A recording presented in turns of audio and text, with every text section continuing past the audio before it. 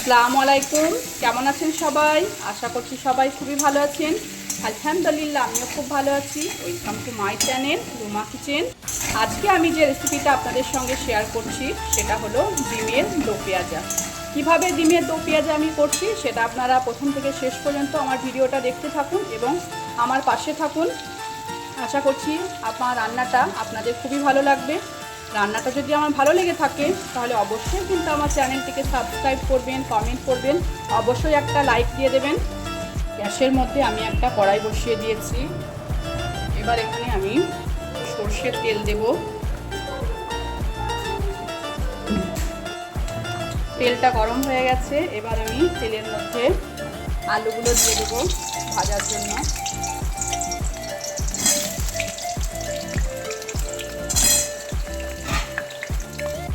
আলুর মধ্যে আমি পরিমাণ মতো লবণ দিয়ে দেবো।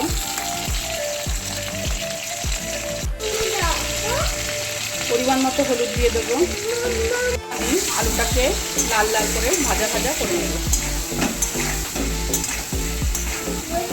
আজকে তো আমি ডিমের দো পেঁয়াজা করছি, তার জন্য আপনি দেখতেই পাচ্ছেন আপনারা আমি কিন্তু আলুটাকে ভাজা ভাজা করে নিচ্ছি। সাধারণত দো পেঁয়াজাতে আলু কিন্তু দেয় না, কিন্তু যেহেতু আমরা বাঙালি আমাদের আলু ভালো লাগে এই জন্য কিন্তু আমি আলু দিচ্ছি। আপনারা চাইলে আলুটা নাও দিতে পারেন।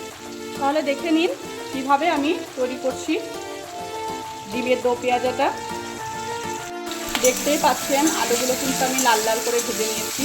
এবার কিন্তু আলুগুলোকে আমি তুলে নেব একটা জায়গায়।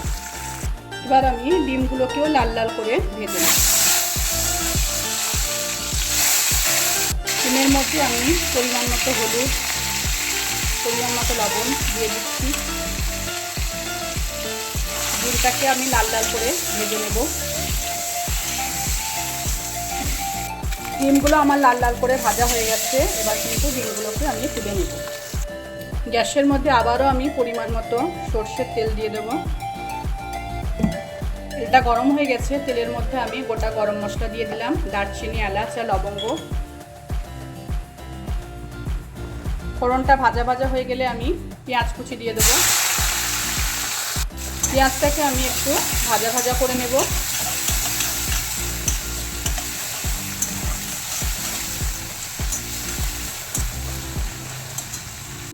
পেঁয়াজের মধ্যে আমি কয়েকটা কাঁচা লঙ্কা দিয়ে দিলাম।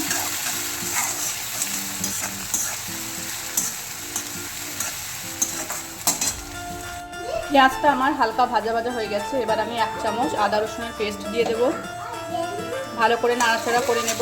আদা রসুনের পেস্টটা আমি একটু ভাজা ভাজা করে নিয়েছি। এবার আমি একটা টমেটো পেস্ট করে দিয়ে দিচ্ছি।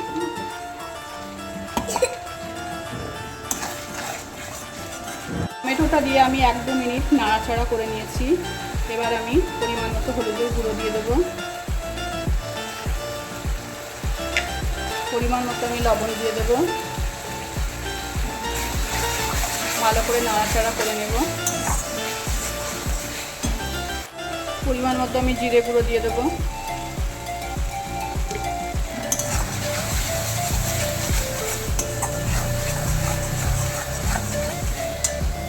দেখতে পাচ্ছেন মশলাটা কিন্তু আমার খুব ভালোভাবে কষানো হয়ে গেছে। এবার আমি এখানে কয়েকটা কাজু টুকরো মিক্সিতে পেস্ট করে নিয়েছিলাম, সেটা আমি এর মধ্যে দিয়ে দেবো। মশলাটা কষানোর জন্য আমি একটু পানি দিচ্ছি।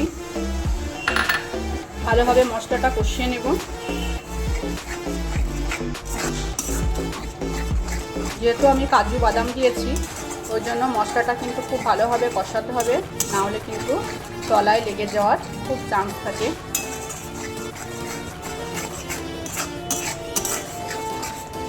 দেখতে পাচ্ছেন মশলাটা কিন্তু আমার খুব ভালোভাবে কষানো হয়ে গেছে। এবার আমি এই মশলার মধ্যে কিছু পেঁয়াজ আর ক্যাপসিকাম ঠিক এরকমভাবে আমি কুচি করে নিয়েছি, এগুলো আমি মশলার মধ্যে দিয়ে দিচ্ছি। পেঁয়াজ আর ক্যাপসিকামটা দিয়ে আমি একটু নাড়াচাড়া করে নেব।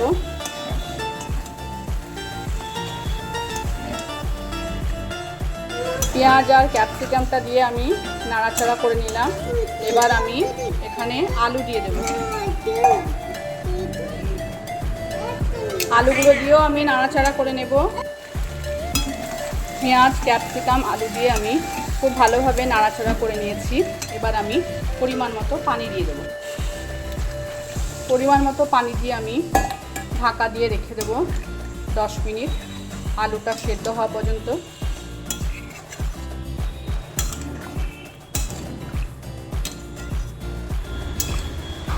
আলুগুলো কিন্তু আমার খুব ভালোভাবে সেদ্ধ হয়ে গেছে।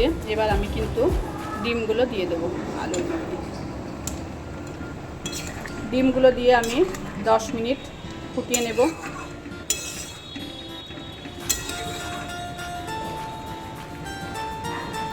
দশ মিনিট পরে আবার আসছি আপনাদের সামনে।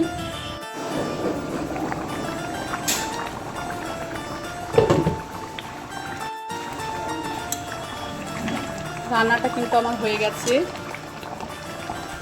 আপনারা কিন্তু অবশ্যই একবার ডিমের দো পেঁয়াজা বাড়িতে তৈরি করে খাবেন। এটা কিন্তু গরম ভাত দিয়ে খেতে খুবই সুন্দর লাগে।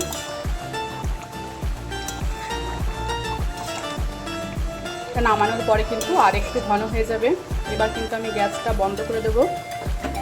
বন্ধুরা, খুব সহজভাবে কিন্তু আপনাদেরকে আমি তৈরি করে দেখিয়ে দিলাম ডিমের দো পেঁয়াজা। অবশ্যই কিন্তু আপনারা বাড়িতে এরকমভাবে একবার তৈরি করবেন। আজকে আসছি, আবার কোনোদিন নতুন রেসিপি নিয়ে আপনাদের সামনে হাজির হব। খোদা হাফেজ, সবাই ভালো থাকবেন।